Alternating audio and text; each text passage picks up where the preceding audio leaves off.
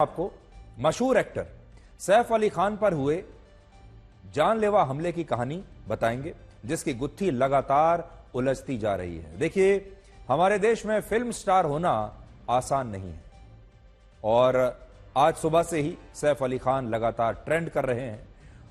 खबरें तो हमारे देश में आज बहुत सारी हैं, लेकिन ऐसा लगता है कि पूरा देश सिर्फ सैफ अली खान के बारे में जानना चाहता है। लोग ये जानना चाहते हैं कि उनके घर में घुसकर ऐसा कौन सा आदमी है जो उन पर हमला कर सकता है, वो भी रात में लगभग 2:30 बजे। इस कहानी के पीछे की सच्चाई क्या है? तो जब आप शुरुआत में इसे सुनेंगे तो आपको ये बिल्कुल फिल्मी कहानी लगेगी। जिस तरह की फिल्मों में हमारे ये बड़े बड़े कलाकार काम करते हैं, जैसी कहानी इन फिल्मों की होती है, वैसी ही कहानी सैफ अली खान पर हुए हमले की भी है, बिल्कुल फिल्मी है। तो अब ये कहानी हम शुरू करते हैं बिल्कुल फिल्मी अंदाज में ही, क्योंकि पूरी कहानी ही फिल्मी है। इस कहानी के कुल मिलाकर 3 किरदार हैं। एक हैं स्वयं सैफ अली खान, दूसरी किरदार हैं उनके घर में काम करने वाली मेड जिनका नाम है अरियामा उर्फ लीमा, और तीसरा किरदार है वो आरोपी जिसने देर रात सैफ अली खान पर चाकू से जानलेवा हमला किया है। तो अब आपको लग रहा होगा कि आप कोई सस्पेंस फिल्म देख रहे हैं। सैफ अली खान के परिवार और मुंबई पुलिस का कहना है कि इस घटना के पीछे असल में चोरी का मकसद था। यह जो व्यक्ति है, यह चोरी करने के लिए सैफ अली खान के घर में आया था। सैफ अली खान मुंबई में बांद्रा के जिस हाउसिंग सोसाइटी में रहते हैं, उसमें कुल मिलाकर 12 फ्लोर्स हैं, यानी 12 मंजिलें हैं। इनमें सैफ अली खान का अपार्टमेंट सबसे ऊपर 11वीं और 12वीं मंजिल पर है, और असल में उनके पास 3 फ्लोर्स हैं। 11वां, 12वां और 13वीं फ्लोर पर असल में छत है, टेरेस है, वो भी उन्हीं के पास है। और आरोपी ने सैफ अली खान के इस अपार्टमेंट में पहुंचने के लिए जिन सीढ़ियों का इस्तेमाल किया, वो असल में आग लगने पर इस्तेमाल होने वाली इमरजेंसी वाली सीढ़ियां होती हैं, जो आप तस्वीर में यहां पर देख सकते हैं। हर बिल्डिंग में एक इमरजेंसी एग्जिट होती है, एक सीढ़ियां अलग से बनाई जाती हैं कि अगर उस बिल्डिंग में कभी आग लग जाए तब उन सीढ़ियों का इस्तेमाल होता है। इस शख्स ने भी उन्हीं सीढ़ियों का इस्तेमाल किया। पुलिस को लगता है कि आरोपी को शायद इस बात की जानकारी पहले से थी कि इस बिल्डिंग में उसे कहां पर जाना है और कैसे जाना है। हो सकता है उसने अपना पूरा होमवर्क पहले से करके रखा हो। जब सैफ अली खान की मेड ने इस आरोपी को घर में देखा तो उसने शोर मचाने की कोशिश की, लेकिन इस व्यक्ति ने चाकू दिखाकर इस मेड को चुप करा दिया। इस दौरान एक और मेड आई जो घर में ही मौजूद थी, और उसने इस आरोपी से पूछा कि वो चाहता क्या है। इस पर इस आरोपी ने कहा कि उसे 1 करोड़ रुपया चाहिए। यह घटना भी उस कमरे में हुई जिसमें सैफ अली खान के बच्चे तैमूर और जहांगीर रहते हैं, और इस शोर को सुनकर जब सैफ अली खान अपने बच्चों के कमरे में आए तो उस आरोपी ने सैफ के ऊपर ही हमला कर दिया।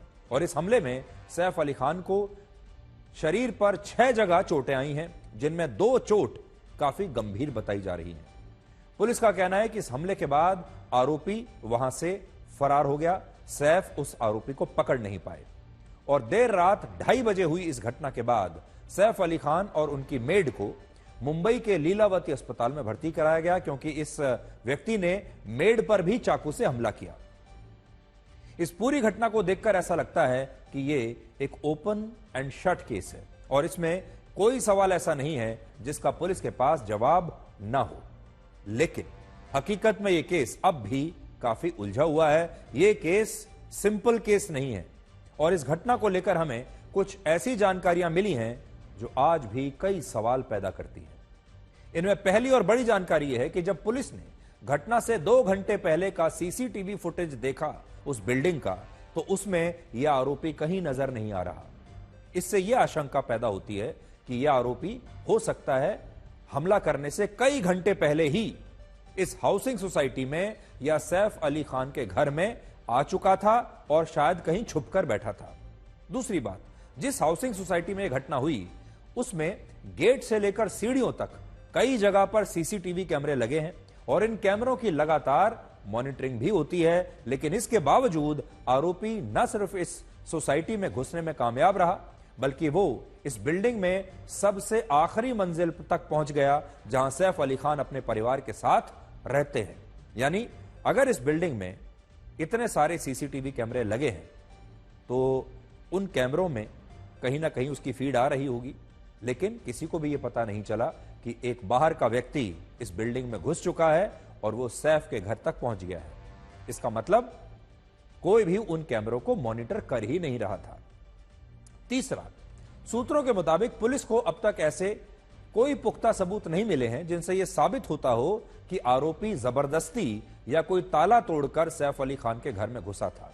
इससे यह सवाल खड़ा होता है कि क्या अंदर से ही किसी ने इस आरोपी के लिए दरवाजा खोल दिया था, यानी इस आरोपी को कोई संघर्ष नहीं करना पड़ा घर में प्रवेश करने के लिए। ना तो इसने दरवाजा तोड़ा, ना कोई ताला तोड़ा, ना किसी चोर रास्ते से आया है।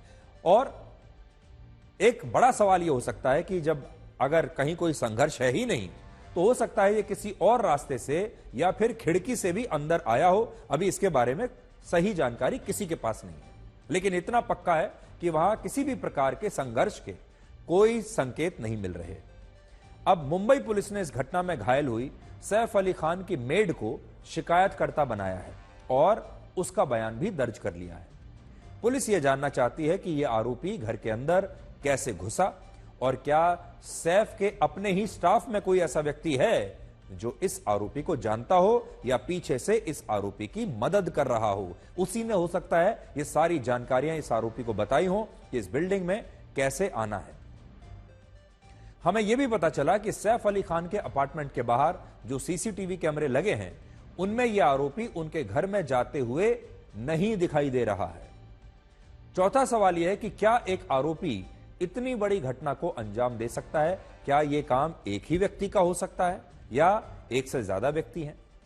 डॉक्टरों के मुताबिक इस घटना में 54 साल के सैफ अली खान को 6 चोटें आई हैं, जिनमें से 2 चोट गंभीर हैं।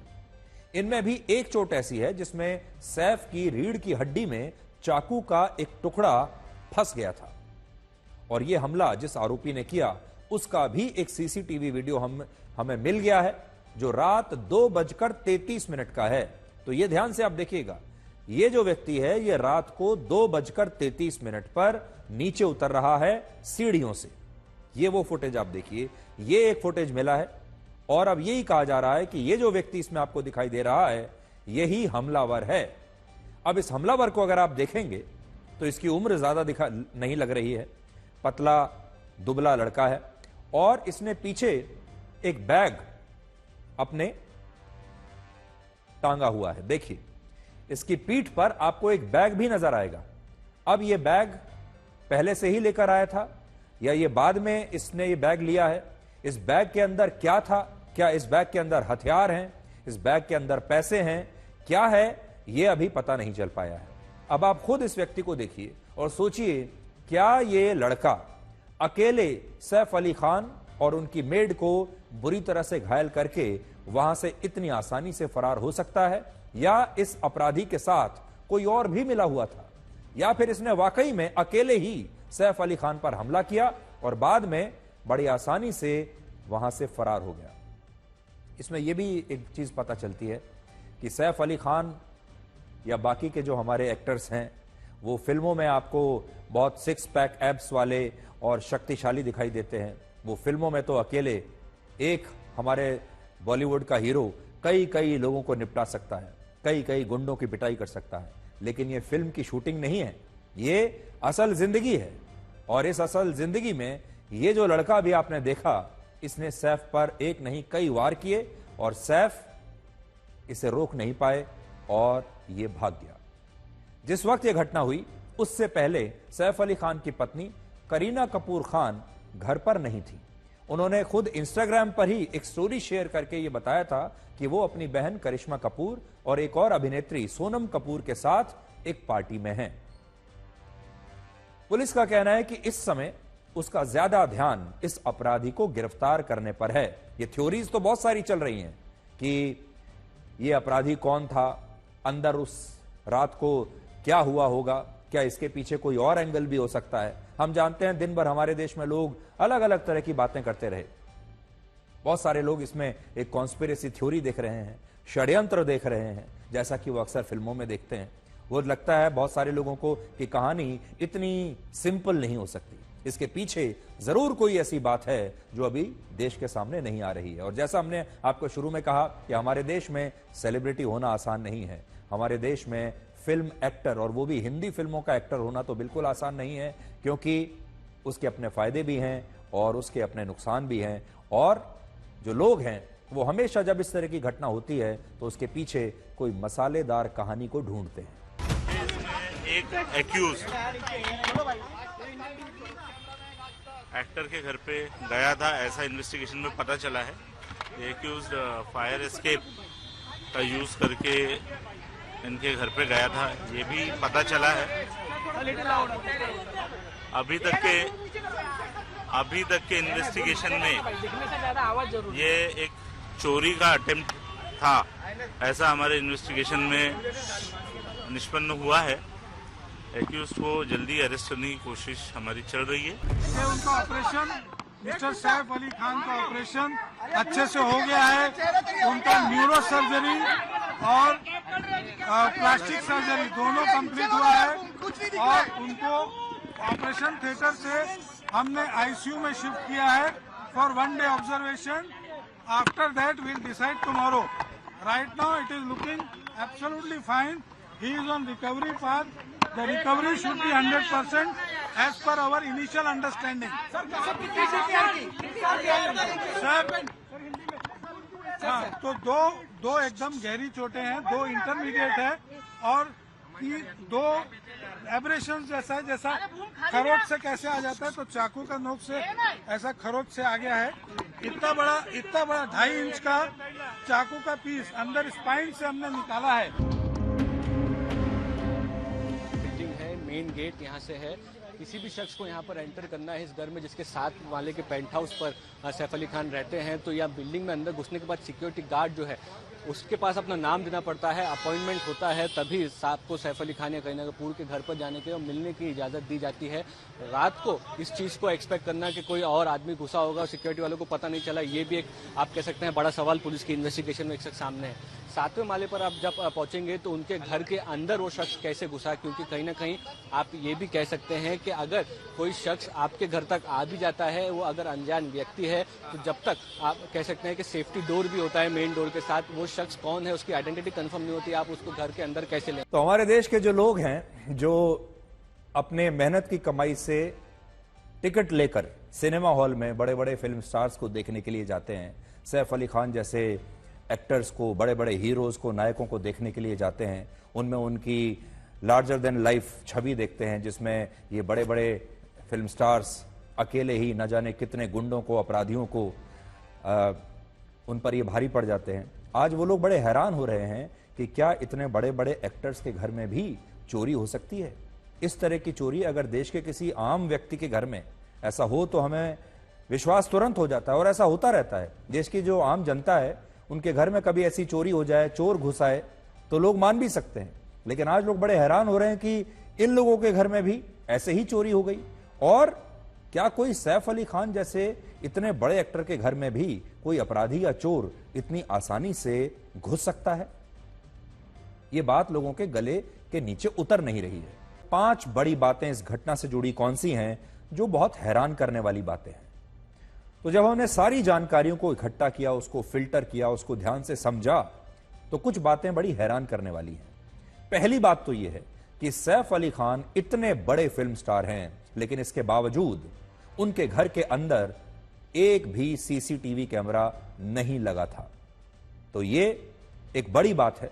अब सोचिए, क्या सैफ अली खान को खुद अपनी सुरक्षा की चिंता नहीं है? हमारे देश में सीसीटीवी कैमरा अपने घर में लगाना अब एक बड़ी आम सी बात है। मिडिल क्लास के जो लोग हैं वो भी अब आजकल जो दफ्तर जाते हैं, पीछे से अपने घर पर नजर रखने के लिए सीसीटीवी कैमरा लगाकर रखते हैं। लेकिन सैफ अली खान जैसे इतने बड़े सेलिब्रिटी, जिस घर में इतने बड़े बड़े 2 सेलिब्रिटी रहते हों, खुद सैफ अली खान इतने बड़े फिल्म स्टार और दूसरे उनकी पत्नी करीना कपूर खान, और उनके 2 छोटे छोटे बच्चे हैं, लेकिन इसके बावजूद उनके घर में सीसीटीवी कैमरा नहीं लगा था। अब आप सोचिए, आज अगर उनके घर में सीसीटीवी कैमरा लगा होता तो पुलिस को 1 मिनट में यह पता चल जाता कि पूरा घटनाक्रम कैसे हुआ, कौन उनके घर में आया, यह पूरी घटना कैसे हुई, क्योंकि सब कुछ कैमरे में रिकॉर्ड हो चुका होता। आज सैफ अली खान बड़े पछता रहे होंगे कि उन्होंने अपने इस घर में सीसीटीवी कैमरा क्यों नहीं लगाया। अब इसका क्या कारण हो सकता है? इतने बड़े आदमी, पैसे की तो कोई कमी नहीं थी, इसलिए ये तो कारण हो ही नहीं सकता। कुछ और कारण रहा होगा जो पैसे से अलग है। हो सकता है निजी कारणों से उन्होंने ना लगाया हो सीसीटीवी कैमरा। हो सकता है अपनी प्राइवेसी को ध्यान में रखकर उन्होंने सीसीटीवी कैमरा ना लगाने के बारे में यह फैसला किया हो, क्योंकि जिस घर में इतने बड़े बड़े सेलिब्रिटीज रहते हैं उस घर में जो सीसीटीवी कैमरा रहता है वो भी एक बहुत ज्यादा संवेदनशील चीज बन जाती है। उसका कोई वीडियो बाहर निकल आए तो बहुत सारी चीजें सोचनी होती हैं। लेकिन बड़ी बात यह है कि सैफ के घर में सीसीटीवी कैमरा नहीं था। अगर होता तो अब तक यह पूरा केस सॉल्व हो चुका होता। दूसरी बात, जिस बिल्डिंग में सैफ रहते हैं उस बिल्डिंग में सुरक्षा को लेकर बहुत ही कम इंतजाम है। इस बिल्डिंग में एक इंटरकॉम तक नहीं है, जो कि बिल्डिंग्स में जरूरी होता है, जिससे बाहर से आने वाले लोगों की जानकारी अपार्टमेंट में रहने वाले लोगों को दी जा सके। तो एक पुलिस का यह कहना है, हमें पुलिस जब हमने बात की तो हमें यह पता चला कि इस बिल्डिंग में सिक्योरिटी के जो अरेंजमेंट्स थे, यानी सुरक्षा के जो इंतजाम है, वो बहुत ही खराब थे। जिस बिल्डिंग में ऐसे सेलिब्रिटीज रहते हों उस बिल्डिंग में सुरक्षा के अच्छे इंतजाम होने चाहिए थे, लेकिन इस बिल्डिंग में सुरक्षा का कोई इंतजाम नहीं था। एक वॉचमैन नीचे बैठा है जो ना तो आने जाने वाले लोगों के नाम रजिस्टर में नोट कर रहा है, ना उन पर नजर रख रहा है, ना ही अगर कोई बाहर से व्यक्ति आया है उसे लेकर वो किसी परिवार से, फैमिली से पूछता है कि भाई ये आदमी आया है, इसे ऊपर भेजना है या नहीं। अब आप सोचिए कितने कमजोर सुरक्षा व्यवस्था के तहत सैफ अली खान और उनका परिवार इस बिल्डिंग में रह रहा था। ना अपने घर में सीसीटीवी है और बिल्डिंग का जो सुरक्षा व्यवस्था है वो तो है ही बिल्कुल बेकार। तीसरी बात, पुलिस को इस घटना की जानकारी रात 3 बजे के आसपास अस्पताल से मिली और सैफ अली खान के परिवार ने पुलिस को तब तक फोन करके इस घटना के बारे में नहीं बताया था। इसके अलावा जब सैफ अली खान घायल हुए तब उनके घर में एक भी ड्राइवर मौजूद नहीं था जो कि उन्हें अस्पताल भी ले जा सके। और इसी वजह से सैफ अली खान के बेटे, बड़े बेटे इब्राहिम को वहां पर बुलाया गया। और क्योंकि इब्राहिम या करीना कपूर खान इलेक्ट्रिक गाड़ी चलाकर अस्पताल नहीं जा सकते थे, क्योंकि सैफ के पास एक इलेक्ट्रिक कार है और उस कार को ना तो उनके बेटे चलाना जानते हैं, क्योंकि उस कार में जो फंक्शंस थे, फीचर्स हो सकता है वो उसके बारे में ना जानते हो। तो यानी ना तो कोई ड्राइवर था और कार ऐसी थी जिसे वो चलाना जानते नहीं थे। इसलिए एक ऑटो रिक्शा में सैफ अली को बैठाकर लीलावती अस्पताल उनका परिवार लेकर गया। चौथी बात, पुलिस को लगता है कि यह अपराधी जिस तरह से सीढ़ियों के रास्ते 12वीं मंजिल तक पहुंच गया, उससे ऐसा लगता है कि यह अपराधी जो है यह पुराना अपराधी रहा होगा, कोई शातिर अपराधी रहा होगा और इसका जो क्रिमिनल रिकॉर्ड है वो जरूर कहीं ना कहीं पुलिस के पास होगा। यानी ये कोई हिस्ट्री शीटर जरूर रहा होगा। अगर वो इतने आसानी से 12वीं मंजिल तक पहुंच गया है और फिर आप देखिए उतनी ही आसानी से नीचे भी जा रहा है, कोई बहुत ज्यादा शिकन नहीं है उसके चेहरे पर। और बड़ी बात आप ये भी देखिए कि वो यहां से निकल भी गया और बिल्डिंग में जो गार्ड है उसने उसे रोकने की कोशिश तक नहीं की। जैसे ये व्यक्ति आया अपराधी, जितनी आसानी से उतनी ही आसानी से अपराधी सैफ को घायल करके वहां से चला भी गया, रोकने वाला कोई नहीं है। तो हो सकता है यह कोई शातिर अपराधी हो। अगर यह शातिर अपराधी है तो इसका कुछ ना कुछ रिकॉर्ड पुलिस के पास होगा और तब इसे पकड़ना पुलिस के लिए काफी आसान हो जाएगा। अब आप ये देखिए, जैसा मैंने आपको कहा कि आज खबरें तो बहुत सी हैं, लेकिन सारे लोग आज सैफ के बारे में ही जानना चाहते हैं। और सैफ अली खान के साथ साथ बैंड्रा भी आज ट्रेंड कर रहा है। बैंड्रा वो जगह है जहां पर सैफ अली खान रहते हैं। मुंबई में एक जगह का नाम है बैंड्रा। मुंबई वाले तो बहुत अच्छी तरह से जानते हैं। और ये बैंड्रा वो इलाका है जिसमें मुंबई के बड़े बड़े लोग, बड़े बड़े सेलिब्रिटीज, फिल्म स्टार्स रहते हैं। सैफ अली खान पर यह हमला उनके जिस घर पर हुआ वो घर बैंड्रा इलाके में ही है।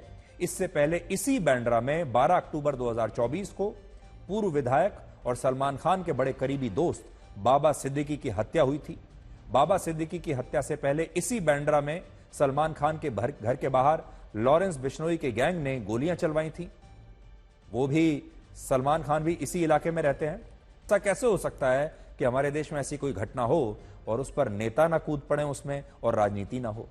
तो अब विपक्ष के नेता यह आरोप लगा रहे हैं कि मुंबई में रहने वाले बड़े बड़े फिल्म अभिनेताओं को डराकर यहां से फिल्म इंडस्ट्री को खत्म करने की एक साजिश रची जा रही है, ताकि ये सारे जो एक्टर्स हैं ये खुद ही डर के यहां से भाग जाए। तो वे रात को घर के अंदर घुस के कोई चाकुओं से हमला कर दे, तो ये वहां की राज्य सरकार और केंद्र सरकार के ऊपर बहुत बड़े प्रश्न चिन्ह खड़ा करता है। इसका मतलब दोनों सरकारें लोगों को सुरक्षा देने में नाकाम रही हैं। और बॉम्बे के अंदर ये पहला इंसिडेंट नहीं हो रहा। इसके पहले सलमान खान के यहां शूट आउट हुआ, बाबा सिद्दीकी का मर्डर कर दिया गया। बाबा सिद्दीकी तो इन्हीं के एनडीए के पार्टनर हैं, उनका मर्डर दिन दहाड़े मर्डर कर दिया गया। अगर सेलिब्रिटीज, इतने बड़े बड़े देश के सेलिब्रिटीज ही सुरक्षित नहीं है, अगर इतने बड़े बड़े देश के सेलिब्रिटीज को भी भारतीय जनता पार्टी की डबल इंजन की सरकार सुरक्षा नहीं दे सकती, तो एक आम आदमी की तो सुरक्षा की बात ही क्या करें। एक इंडस्ट्री है, सैफ अली खान के ऊपर जो हमला हुआ है वो फिल्म इंडस्ट्री के ऊपर हमला हुआ है। जो फिल्म इंडस्ट्री मोदी जी और योगी जी यहाँ से भगाना चाहते हैं मुंबई से, उनके ऊपर ये हमला है। आप दिखाना चाहते हैं कि आपके लिए, इंडस्ट्री के लिए, फिल्म इंडस्ट्री के लिए मुंबई सुरक्षित नहीं है। It's a very matter of shocking. जो कल्पिट्स है उसको अरेस्ट करना immediate and to take strong action against the culprits. कि देखिए शर्मिला दी तो टेगर फैमिली का है, शर्मिला ठाकुर को हम लोग कितना इज्जत करते हैं, इवन हिज होल फैमिली। जिस तरीके से सर्वाधिक लोकप्रिय जो हमारे सलमान फिल्म एक्टर हैं, उनकी रेकी होना, उनके घर के सामने फायरिंग होना, फिर ये घटना, फिर इसके अलावा एक पूर्व विधायक पर जिस तरह हमला हुआ, सब कुछ मिला के ऐसा लगता है कि बंबई में कोई सुरक्षित नहीं है।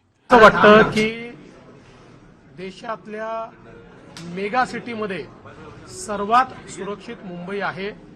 हे खरं आहे की कधी कधी काही घटना घडतात, त्याला गंभीरतेने देखील घेतलं पाहिजे, पण केवळ त्या घटनांमुळे मुंबई असुरक्षित आहे असं म्हणणं हे याकरता योग्य होणार नाही की याने मुंबईची प्रतिमा देखील खराब होते, पण ते अधिक सुरक्षित राहिलं पाहिजे या दृष्टीनं निश्चित सरकार प्रयत्न करेल। करीना ने अभी एक इंस्टाग्राम पोस्ट किया है, उस पर उन्होंने जो बाकी बातें कही हैं वो तो ठीक है, सबका धन्यवाद दिया है, लेकिन वो ये भी कह रही हैं कि जिस तरीके से मीडिया इस पूरे घटना की स्क्रूटनी कर रहा है, जिस तरीके से इसे लेकर पूरे देश में चर्चा चल रही है, उससे हमारी जो सेफ्टी है, हमारी जो सुरक्षा है, उस पर भी एक रिस्क पैदा हो जाता है, हमारी सुरक्षा खतरे में पड़ जाती है। इसलिए I kindly request that you respect our boundaries and give us the space we need to heal and cope as a family.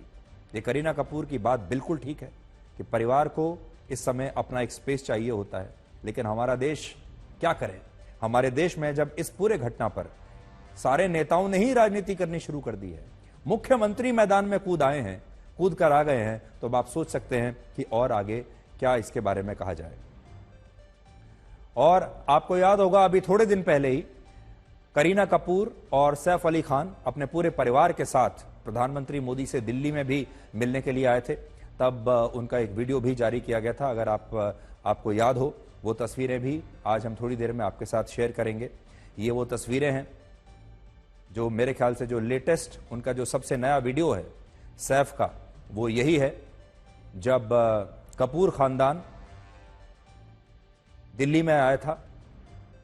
Raj Kapoor को लेकर होने वाले एक समारोह में प्रधानमंत्री मोदी को आमंत्रित करने के लिए, और तब प्रधानमंत्री मोदी पूरे कपूर खानदान से मिले थे, जिसमें सैफ अली खान भी मौजूद थे, उनकी पत्नी करीना कपूर खान भी इस दौरान मौजूद थीं, और इन सब लोगों की प्रधानमंत्री मोदी के साथ काफी देर तक बातचीत हुई थी। उसकी तस्वीरें भी जारी की गई थी, उसका वीडियो भी जारी किया गया था। और उसके कुछ ही दिन के बाद अब सैफ अली खान एक अलग वजह से खबरों में आ गए हैं, खबरों में बने हुए हैं। अभी कुछ नई तस्वीरें भी आई हैं जो मुंबई से आई हैं। सैफ अली खान के घर के बाहर से जो तस्वीरें आई हैं, लगातार पूरे देश का ध्यान, पूरे देश के मीडिया का ध्यान इन्हीं तस्वीरों पर है और ये तस्वीरें भी हम आपको अभी दिखाएंगे। नई ताज़ा तस्वीरें जो आ रही हैं, ये देखिए। असल में अगर आप इस घर को देखेंगे, मैं बड़ी स्क्रीन पर आपको दिखाता हूं। ये जो घर है, इसकी खासियत ये है, ये जो बिल्डिंग है, इसमें एक फ्लोर पर एक ही मकान है, हर फ्लोर पर एक मकान है और इसमें 11वां और 12वां फ्लोर जो है वो सैफ के पास है और 13वें फ्लोर पर इस बिल्डिंग की छत है, वो भी सैफ के परिवार के पास ही है। आपको महाकुंभ लेकर चलते हैं और आपको यह बताएंगे कि हमारे देश के विपक्षी नेता महाकुंभ के आंकड़ों को फर्जी क्यों बता रहे हैं। समाजवादी पार्टी के अध्यक्ष अखिलेश यादव ने सरकार के उन आंकड़ों को फर्जी बताया है जिनमें 13 और 14 जनवरी को 5 करोड़ लोगों ने महाकुंभ में पवित्र स्नान किया था। अखिलेश यादव का कहना है कि किस सरकार ने इन आंकड़ों को जारी किया है और इन आंकड़ों को जारी करने से पहले लोगों को कोई गिनती नहीं की गई और अब भी दूसरे राज्यों और जिले से प्रयागराज में जो ट्रेनें आ रही हैं वो सारी ट्रेनें खाली चल रही हैं और ये जो संख्या उत्तर प्रदेश की योगी सरकार बता रही है अपनी सफलता दिखाने के लिए, ये आंकड़े गलत हैं। कुछ ट्रेनें खाली आ रही हैं, सुनने में आया गोरखपुर वाली खाली ट्रेन गई है पूरी, और नहीं मानते अभी वीडियो दिखा सकता हूं मैं आपको। नहीं वो छोड़िए, हम उन पे चर्चा नहीं करना चाहते, लेकिन ये बात मोटी मोटी मान लीजिए कि बीजेपी का हर आंकड़ा फर्जी है। प्रयागराज में जब भी कुंभ, अर्धकुंभ, पूर्ण कुंभ और महाकुंभ का आयोजन हुआ है तब इसमें देश भर से हमेशा ही करोड़ों लोगों ने हिस्सा लिया है, लेकिन यह पहली बार है जब विपक्षी नेता इस आयोजन में आने वाली भीड़ के आंकड़ों के भी सबूत मांग रहे हैं और इन आंकड़ों पर भी शक जता रहे हैं। वर्ष 2013 में जब खुद अखिलेश यादव उत्तर प्रदेश के मुख्यमंत्री थे और प्रयागराज में 12 वर्षों के बाद पूर्ण कुंभ हुआ था, तब उसमें भी 55 दिनों में 12 करोड़ लोग शामिल हुए थे और अकेले मौनी अमावस्या के दिन 3 करोड़ लोगों ने उस समय के पूर्ण कुंभ में पवित्र स्नान किया था। ये तब की बात आपको बता रहे हैं जब अखिलेश यादव थे मुख्यमंत्री, लेकिन आज वही अखिलेश यादव कह रहे हैं कि एक दिन में 3.5 करोड़ लोगों के लिए प्रयागराज के संगम में स्नान करना संभव है ही नहीं और सरकार लोगों को झूठे आंकड़े दिखा रही है। और पीछे चलते हैं, वर्ष 2001 में भी जब प्रयागराज में पूर्ण कुंभ का आयोजन हुआ तब भी उसमें 7 करोड़ हिंदू श्रद्धालु शामिल हुए थे। इसके अलावा वर्ष 2010 में जब हरिद्वार में 4 वर्षों के बाद होने वाले कुंभ मेले का आयोजन हुआ था उसमें भी 10 करोड़ लोग शामिल हुए थे और फिर वर्ष 2016 में जब उज्जैन में कुंभ मेले का आयोजन हुआ उसमें भी 7 करोड़ लोग शामिल हुए थे। इससे यह पता चलता है कि जब देश में विपक्षी दलों की सरकारें थीं तब भी महाकुंभ में करोड़ों लोग आ रहे थे, लेकिन उस समय इन आंकड़ों पर कोई विवाद नहीं हुआ था। लेकिन आज विपक्षी नेता इन आंकड़ों पर शक जता रहे हैं और कह रहे हैं कि सरकार बिना लोगों की गिनती किए ही महाकुंभ में स्नान करने वाले लोगों के गलत आंकड़े जारी कर रही है। कल हमने आपको रिपोर्ट दिखाई थी और आपको बताया था कि सरकार आर्टिफिशियल इंटेलिजेंस और ड्रोन्स की मदद से भीड़ के घनत्व का अनुमान लगाकर महाकुंभ में हर रोज आ रहे हिंदू श्रद्धालुओं की गिनती कर रही है और आज भी सरकार ने ये नए आंकड़े जारी किए हैं। आज के दिन 20 लाख लोग महाकुंभ मेले में आए और अब तक 4 दिनों में कुल मिलाकर 7 करोड़ लोग प्रयागराज की त्रिवेणी में पवित्र स्नान कर चुके हैं। हमारे देश की राजनीति में अब एक नया ट्रेंड चला है। आप देखिए, अब महाकुंभ में जो लोग आ रहे हैं उन आंकड़ों को लेकर विपक्ष के नेता कह रहे हैं कि ये झूठे आंकड़े हैं, इतने लोग आ ही नहीं रहे हैं। असल में उनका भाव क्या है? उनका भाव यह है कि महाकुंभ फेल हो गया, महाकुंभ फ्लॉप हो गया, महाकुंभ में शामिल होने के लिए कोई नहीं आ रहा, ना कोई आना चाहता है। वो ये बताना चाहते हैं। अब देखिए, जब राम मंदिर का उद्घाटन हुआ था अयोध्या में, तब भी विपक्ष के नेताओं ने क्या कहा था? यही कहा कि देश की जनता राम मंदिर जाना ही नहीं चाहती, राम मंदिर खाली पड़ा है, राम मंदिर में श्रद्धालुओं की कोई भीड़ नहीं है और राम मंदिर आने के लिए अब पूरे देश में ट्रेन खाली चल रही हैं और राम मंदिर भी खाली पड़ा है। आपको याद होगा तब उन्होंने यह बताने की कोशिश की थी कि राम मंदिर भी फ्लॉप हो गया और हमारे देश के लोग श्रद्धालु राम मंदिर नहीं जाना चाहते। आप याद कर लीजिए। तो चाहे राम मंदिर हो या फिर कुंभ हो, इन सब को फ्लॉप कराने की कोशिश हो रही है। अब जब दूसरे आयोजन होते हैं, जैसे मान लीजिए हमारे देश में कुछ समय पहले G20 समिट का आयोजन हुआ था, उस G20 को भी फ्लॉप कराने की पूरी कोशिश की गई और उस समय भी लोग यही कहते थे विपक्ष के कि ये जो आयोजन है ये बहुत बेकार था, ये आयोजन भारत ठीक से नहीं कर पाया और आम लोगों को इस आयोजन की वजह से बहुत परेशानियां हुई। आपको याद होगा उस समय ये आरोप लगे थे। इसके अलावा और पीछे जब आप जाएंगे तो कोविड का आप ध्यान कर लीजिए। जब कोविड-19 चल रहा था उस समय हमारे देश के विपक्ष के नेताओं ने यह कहने की कोशिश की कि हमारी जो वैक्सीन है ये फ्लॉप है, ये वैक्सीन बिल्कुल बेकार है और कई लोगों ने तो कहा था कि वो इस वैक्सीन को लगाएंगे ही नहीं, भारत के लोगों के साथ धोखा हो रहा है। और उस समय भी कोविड को लेकर जो इंतजाम किए गए थे, जो हमारे आंकड़े हमने पेश किए थे, जो लगातार हम बता रहे थे कि हमने इतने वैक्सीनेशन कर दिए हैं, या जो मरने वालों की भी संख्या बताई जा रही थी, या जिन लोगों को इन्फेक्शन हुआ था उनकी संख्या बताई जा रही थी, उन आंकड़ों पर भी हमारे देश के विपक्षी दलों ने और नेताओं ने तब ऐसे ही शक जताया था। और उससे पहले आप याद कर लीजिए जब हमने पाकिस्तान पर सर्जिकल स्ट्राइक की थी, उसमें भी भारतीय सेना ने ऐसा किया भी है या नहीं, उसके भी सबूत हमारे देश के विपक्षी नेताओं ने मांगे थे। तो ये कोई नई बात नहीं है, ये परंपरा शुरू हो चुकी है और आगे भी ये परंपरा ऐसे ही जारी रहेगी।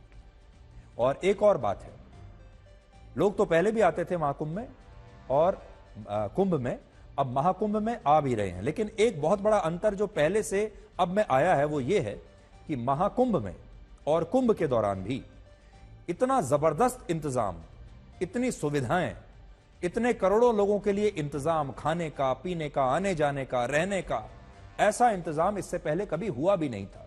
तो बहुत सारे लोग ऐसे हैं हमारे देश में, करोड़ों लोग, जो जाना तो चाहते थे कुंभ में, लेकिन वो इसलिए नहीं जाते थे क्योंकि वहां कुछ इंतजाम नहीं होते थे और इसकी वजह से बड़ी संख्या में लोग चाहते हुए भी कुंभ पहुंच नहीं पाते थे क्योंकि इंतजाम की वजह से ये लोग डर जाते थे। लेकिन इस बार महाकुंभ में इतना जबरदस्त इंतजाम किए गए हैं कि बड़ी संख्या में लोग जा रहे हैं, लोगों को सुविधाएं मिल रही हैं।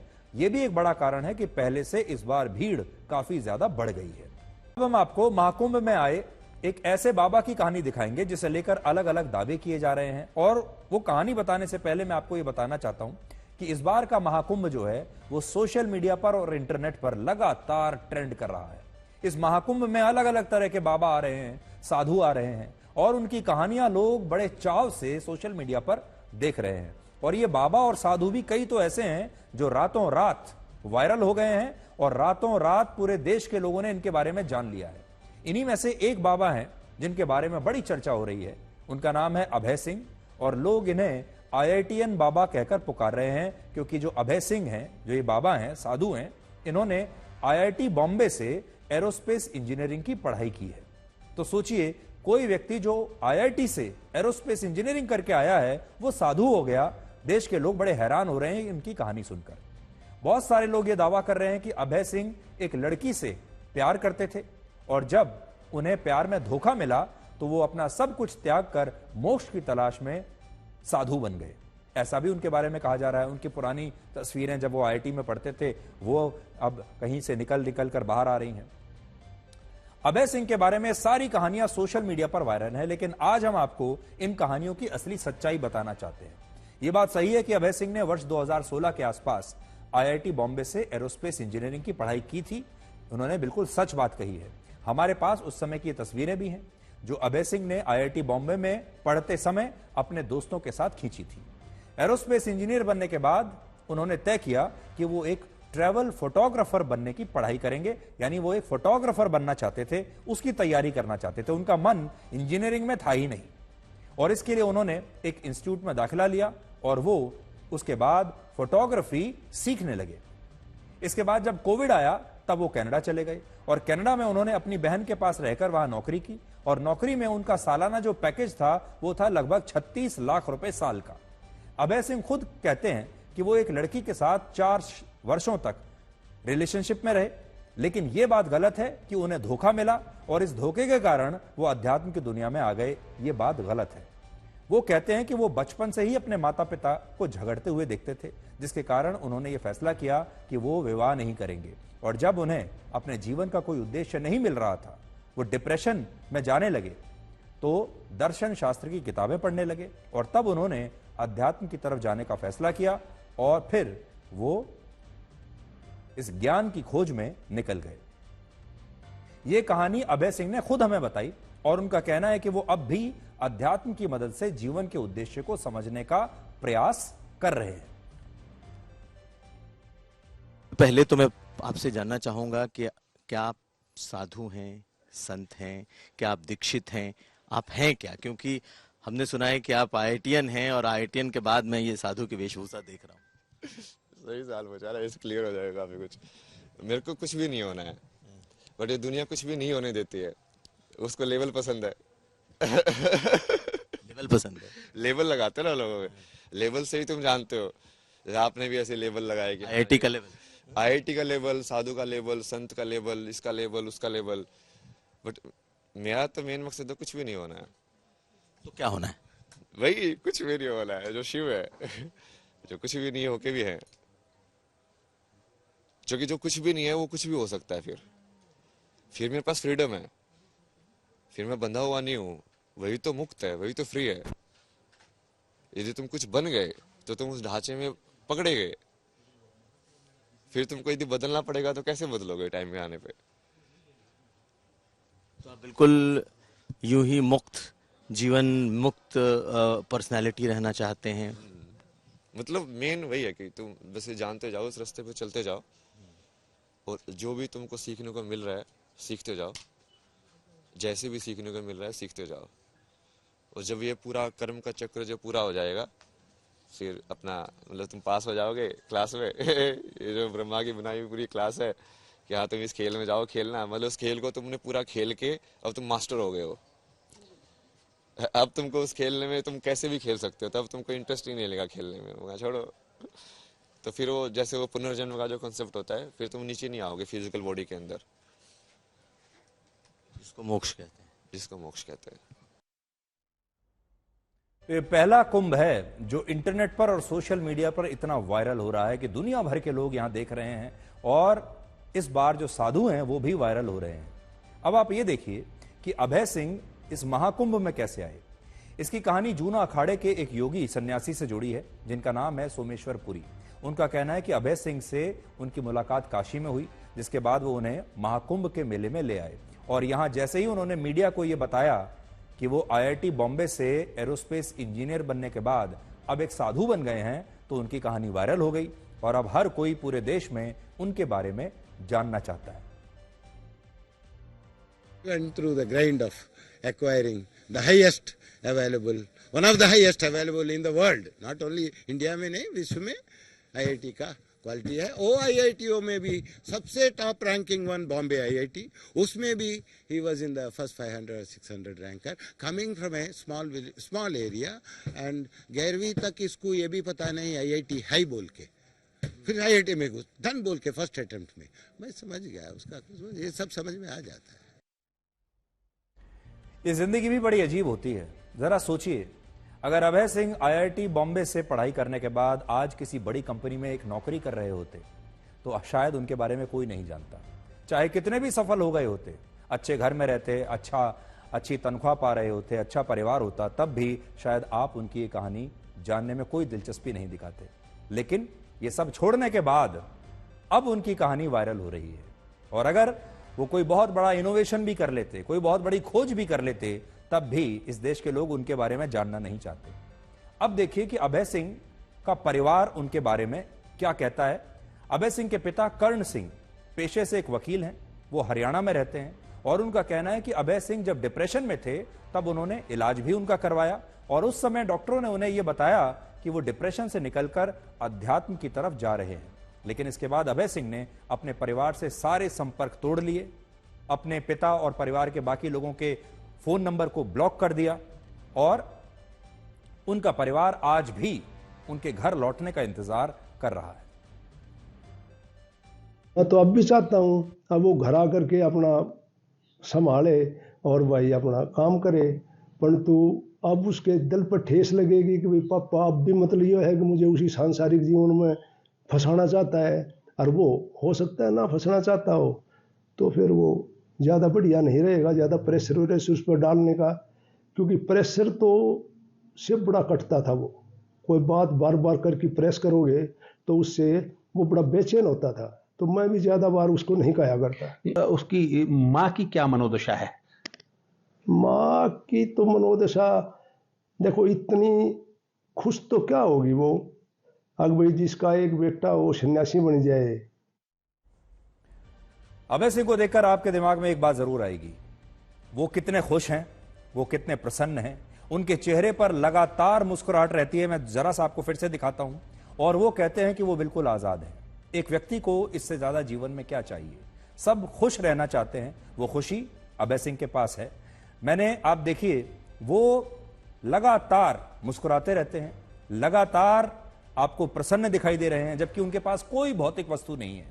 ना उनके पास गाड़ी है, न बंगला है, न बैंक बैलेंस है, न परिवार है, फिर भी किसी भी ऐसे व्यक्ति से ज्यादा खुश दिख रहे हैं, ज्यादा प्रसन्न दिख रहे हैं और आजाद हैं।